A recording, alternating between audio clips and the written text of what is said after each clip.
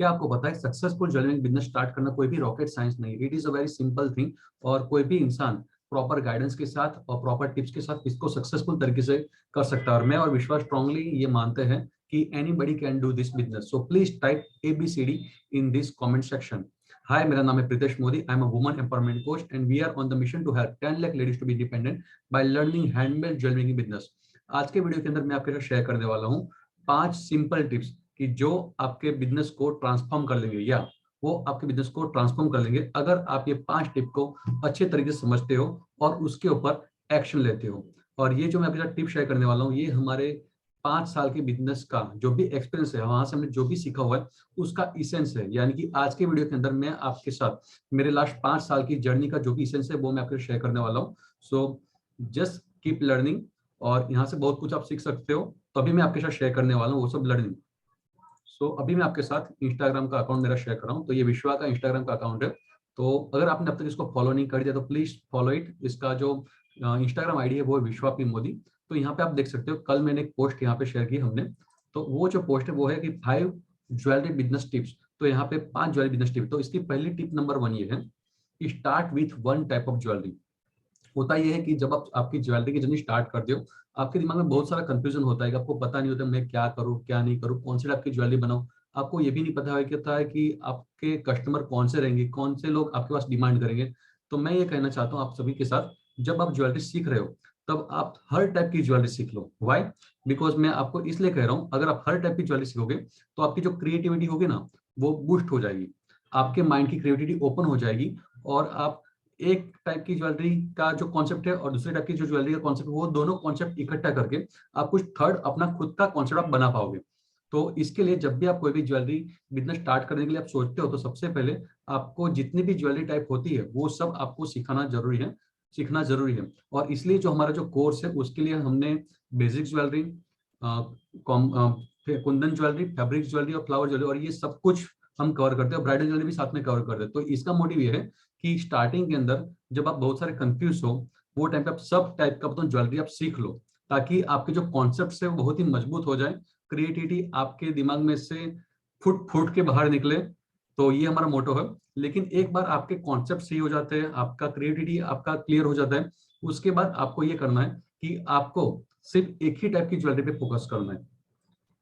कई बार ये होगा कि आपके पड़ोस वाले कहेंगे मुझे ये बना के दो, कई बार आपको ऑनलाइन ऑर्डर मिलेंगे आपको ये बना के लो। लेकिन मैं आपको स्ट्रांगली रिकमेंड करता हूँ कि आपको एक ही टाइप की ज्वेलरी बना के सेल करनी है। उसका रीजन ये है कि जब आप एक ही टाइप की ज्वेलरी बनाना सेल करोगे तो आपके लिए मटेरियल परचेस करना भी इजी हो जाएगा, एक ही टाइप के कस्टमर ढूंढना भी आसान हो जाएगा, और एक ही चीज के लिए आप जाने जाने जाने चाहोगे, लोग आपको एक ही टाइप की ज्वेलरी के लिए पहचानेंगे। तो वो सबसे बेटर है। सो अगर आपको सक्सेसफुल तरीके से आगे बढ़ना है, सो स्टेप नंबर 1 ये है कि आपको कंपलसरी एक ही टाइप की ज्वेलरी पे फोकस करना है। मेरे बहुत सारे स्टूडेंट हैं कि जो सिर्फ ब्राइडल ज्वेलरी बनाते हैं, बहुत सारे स्टूडेंट ऐसे भी जो सिर्फ फ्लावर ज्वेलरी बनाते हैं, बहुत सारे स्टूडेंट ऐसे कि जो सिर्फ सिंपल ज्वेलरी बनाते हैं। और टू बी फ्रेंकली मैं आपको हमारी खुद की स्टोरी कहूँ, तो हमने जब ज्वेलरी का बिजनेस स्टार्ट किया था 2016 के अंदर, तो हमने 3 साल तक सिर्फ मंगलसूत्र बना के ही हमने बहुत सारे रुपए अर्न किए थे, और उसी रुपए के साथ विश्वा ने मुझे ग्रैंड आइटन कार भी गिफ्ट की थी। सो मैं आपको ये कहना चाहता हूँ, focus on 1 type of jewellery. So type focus, अगर ये क्लियर है तो आपके लिए। Now tip number 2 is that find your customer and be their champion. तो जब आपने ये आपका काम स्टार्ट कर दिया, ज्वेलरी का एक ही आइडिया फिक्स कर दिया कि मुझे यही टाइप की ज्वेलरी बनानी है, उसके बाद आपको ये फाइंड करना है कि आपके कस्टमर कहाँ हैं। तो कस्टमर फाइंड करने के लिए आप क्या कर सकते हो, फेसबुक पे बहुत सारे फ्री ग्रुप्स है, वहां पे आप आपकी ज्वेलरी पोस्ट कर सकते हो, इंस्टाग्राम पे आप आपकी ज्वेलरी पोस्ट कर सकते हो। और रिमेंबर दैट इंस्टाग्राम पे जब भी पोस्ट कर रहे हो तो उसके साथ 30 हैशटैग पोस्ट करना मत भूलिए। सपोज करो आप फैब्रिक ज्वेलरी बना रहे हो, तो फैब्रिक ज्वेलरी से रिलेटेड जितने भी 30 हैशटैग है वो आप फाइंड आउट कीजिए। मैन्युअली आपको रिसर्च करना पड़ेगा, मैन्युअली रिसर्च करके उसका एक लिस्ट बना लीजिए, और जब भी आप फैब्रिक ज्वेलरी पोस्ट कर रहे हो तो उसके साथ वो 30 हैशटैग को कंपलसरी वहां पे पोस्ट कीजिए। और ये जो स्ट्रेटेजी है वो आपको टारगेटेड कस्टमर लेने में हेल्प करेगी, बिकॉज जब आप वो हैशटैग यूज करोगे तो आपको वैसे फॉलोअर मिलेंगे जिनको फैब्रिक ज्वेलरी अच्छी लगती है। सो यूज 30 हैशटैग और कस्टमर ढूंढिए, और be their champion. Be their champion का मतलब ये है, उनको लगना चाहिए कि आप जेन्युइन पर्सन हो, उनको हेल्प करने के लिए हो, नहीं कि आप उनसे सिर्फ रुपए कमाने के लिए हो। Be always giver. आप उतनी वैल्यू दो, उतना अटैचमेंट दो और हो सके तो उनका भले बताऊं, आपका भले फायदा ना हो, लेकिन उनका नुकसान कभी मत होने दीजिए। उनके साथ एक जेन्युइन रिलेशनशिप बिल्ड कीजिए, और ये रिलेशनशिप है वो हो सकता है कि आपको पहली बार रुपए कमा के ना दे, लेकिन उसके बाद आपको उनके रेफरेंस के थ्रू या उनके रिपीटिंग ऑर्डर के थ्रू आपको रिकरिंग ऑर्डर मिलते रहेंगे। So find your customer and be their champion. Then third one is the be consistent and persistent in your marketing effort, but not pushy और annoying. यानी कि आपने जो भी आपका ज्वेलरी डिजाइन कर लिया, उसके बाद उसको मार्केट करने के लिए कंसिस्टेंट रहिए। Remember that consistency is the key to success. आपकी कंसिस्टेंसी है वही आपको आगे बढ़ाएगी। दुनिया के अंदर 99.99% लोग कंसिस्टेंट नहीं है। तो जब आप आपके एफर्ट के अंदर कंसिस्टेंट हो जाते हो तो लोगों की नजर में आप ऊपर आते हो, और उसके अलावा आप कंपटीशन से बाहर आ जाते हो। सो कंपटीशन में से बाहर निकलने का सबसे आसान तरीका ये है कि कंसिस्टेंसी रखिए। मुझे कई बार मेरे स्टूडेंट पूछते हैं कि मार्केट में ज्वेलरी में बहुत ही कंपटीशन है, ये है वो है। मैं उनको सिर्फ एक ही चीज बोलता हूँ, और ये है बी कंसिस्टेंट। जब आप कंसिस्टेंट तरीके से काम करोगे तो कंपटीशन आपके साथ है ही नहीं। B consistent and persistent. आप परसिस्टेंस के साथ काम करते रहिए आपके एफर्ट के अंदर। और यहाँ पे आपको एक बात का ध्यान रखना है, जब आप कंसिस्टेंट और परसिस्टेंट रहोगे आपके पास बहुत सारी सेल्स इंक्वायरी जनरेट होंगी, लेकिन वो टाइम पे जो सेल्स इंक्वायरी जनरेट हो रही है वो आपसे पूछेंगे, कलेक्शन मांगेंगे, वो पूछेंगे इसका रेट क्या है, लेकिन उसमें से कई लोग आपसे परचेज नहीं करेंगे। तो मैं आपको ये कहना चाहता हूँ कि अगर वो परचेज नहीं करे तो उससे आपको खराब नहीं लगाना है, डिसहार्टन आपको नहीं होना है, लेकिन बस आपको ट्राई करते रहना है। आपको पुशी और एनोइंग नहीं होना है, आपको उनसे फॉलोअप नहीं लेना है कि आपने इंक्वायरी की थी तो क्या हुआ, आप लेने वाले हो क्या। तो जो टेलीकॉलर से आपको पता है कि फोन के ऊपर आपको एक बार आप कहीं पे ऑनलाइन फॉर्म भर के बाद में वहां से आपको कॉल आने लगता है कि आप हमारी सर्विस लोगे, आप हमारी सर्विस लोगे, तो आपको पता है उनसे आपको अच्छा नहीं लगता है। तो मैं आपको ये कहना चाहता हूँ, आपको कंसिस्टेंट तरीके से काम करना है, परसिस्टेंट तरीके से काम करना है। मार्केटिंग के अंदर बहुत सारी लीड जनरेट करनी है, बहुत सारी इंक्वायरी जनरेट करनी है, लेकिन आपको सेलिंग के पीछे एफर्ट नहीं लगाना है। डोंट पुश, आप उसको पुश मत कीजिए, उनको अनोय मत कीजिए। Respect their privacy. Now point number 4 is offer free shipping. Yes, वो don't love free shipping. Free shipping सबको बहुत अच्छा लगता है। तो मैं यहाँ पे आपको ये कहना चाहता हूँ कि जब भी आपका कोई भी ज्वेलरी का आपको ऑर्डर मिलता है तो आप उसको ऑफर ऐसे कीजिए कि आप उनको ये बता पाओ कि इसके साथ फ्री शिपिंग है। सपोज करो कि 250 रुपए में आपको सेल करना है, आपको शिपिंग 50 रुपीज हो रही है, तो मार्केटिंग के टाइम पे आप ये बोल सकते हो उनको कि 300 रुपीज इंक्लूडिंग शिपिंग। या फिर ये भी ऑप्शन आप कर सकते हो, सपोज करो किसी ने आपसे एक ज्वेलरी परचेज की है तो आप उनको ये बोल सकते हो कि आप 2 और पीस ले लोगे तो मैं आपको शिपिंग फ्री कर दूंगी। So everyone loves free shipping.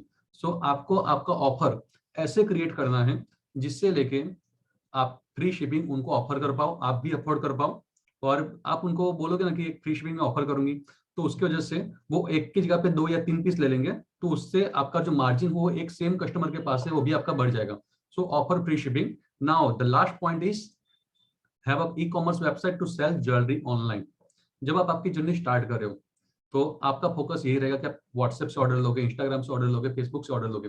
लेकिन एक बात याद रखिए, जब हम ये सब प्लेटफॉर्म से, सोशल मीडिया के प्लेटफॉर्म के से जब हम ऑर्डर लेते हैं तो वो टाइम पे ये हो जाता है कि हमारी जिंदगी जो होती है ना वो एक मोबाइल के अंदर ही सीमित हो जाती है। We don't have freedom. कोई आपको पूछेगा कि मुझे ये डिजाइन भेजो, आप सब कलेक्ट करके उनको भेजोगे, बाद में वहां से शॉर्टलिस्ट करेंगे, बाद में वो आपको लिस्ट भेजेंगे कि मुझे ये डिजाइन अच्छी लगी, बाद में आप उनको रेट भेजोगे कि इतना प्लस इतना। तो आपका जो एक ऑर्डर लेने का टाइम होगा ना उसमें मैक्सिमम टाइम आपका व्हाट्सएप पे फॉरवर्ड करने में भी, इंस्टाग्राम पे रिप्लाई करने में वही आपका टाइम चला जाएगा। और remember one thing, business is all about freedom. आपका बिजनेस ऐसा होना चाहिए जिसके अंदर आपको फ्रीडम मिले।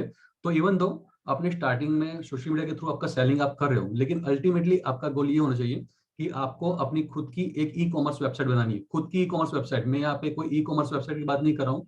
मार्केट प्लेस जो है वो मीशो, अमेजोन, फ्लिपकार्ट, मैं एडवाइस नहीं दे रहा हूँ।